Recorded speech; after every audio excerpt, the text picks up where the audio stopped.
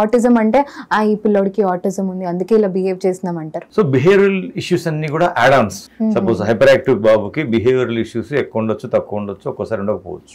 ఆ behavioural issues కూడా ఎక్కువ మెడిసిన్స్ యాంటీబయాటిక్ వాడే పిల్లలకు వస్తాయి. హైపర్ యాక్టివ్ పిల్లలకు కూడా, అతిగా అల్లరిండే పిల్లలకు కూడా బిహేవియర్ ఇష్యూస్ ఉంటాయి. సపోజ్ బిహేవియర్ ఇష్యూస్ అంటే ఇంకా ఒక పిల్లవాడు ఉన్నాడు, మొండిగా ఉండడం అనేది తల్లిదండ్రుల నుంచి వచ్చేటువంటి నేచర్. జగమొండితనం, అతి మొండితనం అనేది బిహేవియర్ ప్రాబ్లం.